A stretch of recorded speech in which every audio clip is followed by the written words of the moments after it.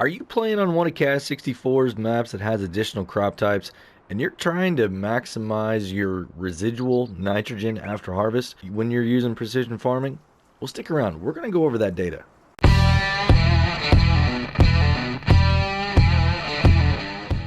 Welcome back, everybody. Driver53 here, and I've got another video on precision farming.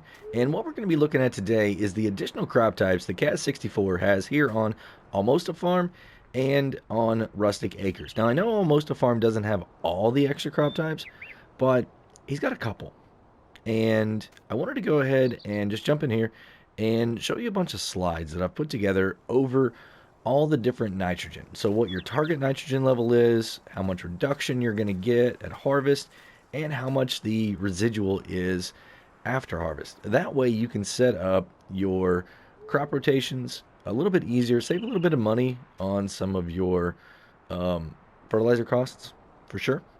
So let's go ahead and jump right into the first one. So as you can see right here, the first one is going to be carrots. And as you can see, this is going to follow wheat really, really well on your target nitrogen. So it's going to be 200, 180, 160, and 140. And the order that I say these, it's going to be loam, sandy loam, silty clay, and then loamy sand. We all know that that's going to be 125% yield, 100% yield, 85, and then 80. So you can see the reduction is going to be 140, 120, 120 again, and then 100. And the remaining nitrogen, you're going to have 60 for loam and sandy loam, and then 40 on silty clay and loamy sand. So I also want to point out, I do have a Discord, and the link is in the description down below. And I'm going to put all of these charts onto that Discord. We got a separate channel for all the precision farming stuff. You're looking for any of this data, jump on over there. We've got a lot of other stuff going on over there too. But all right, back to the next slide. All right, so here you can see coffee. Now, we've looked at this one before, but I wanted to go and make sure that we covered it here again, too.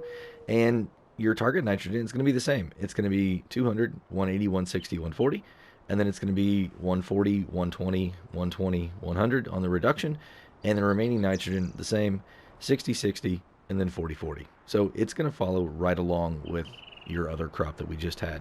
All right, so here's millet. Millet's going to be 200, 180, 160, 140. And then it's going to be 140, 120, 120, 100 on the reduction. And the remaining nitrogen is going to be 60, 60, 40, 40. A lot of these crops are going to follow the exact same.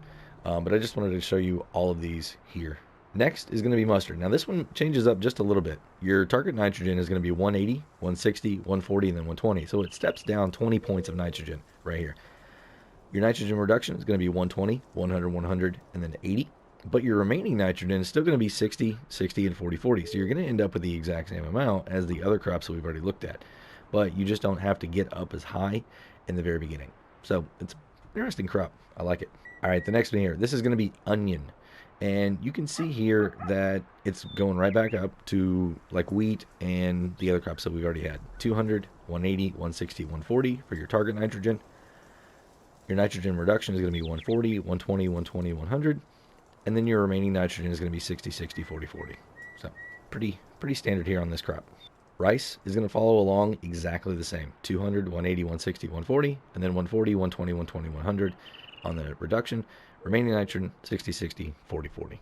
All right, this crop here is rye, and it's going to do exactly the same thing. 200, 180, 160, 140. Reduction is 140, 120, 120, 100, and then 60, 60, 40, 40 on residual. And our last crop here is going to be sorghum. Once again, target nitrogen is 200, 180, 160, 140. Nitrogen reduction, 140, 120, 120, 100. And the residual is 60, 60, 40, 40. So all of these crops are going to do the exact same thing except mustard. But I just wanted to go ahead and show you all of these here. So if you wanted to pause, take notes, or if you want to jump over in that Discord, go right on ahead.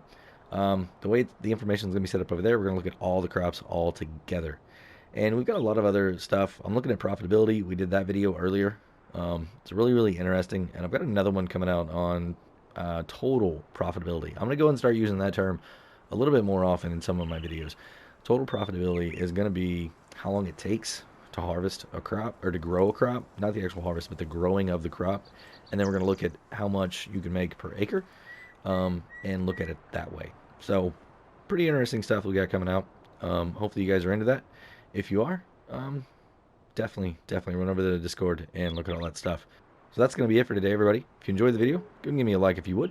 If you want to be kept up to date on all my latest precision farming videos, think about hitting that subscribe button. And if you do, hit the notification bell too. Have a great day, night, evening, everybody. Until next time, this is Driver 53, signing off.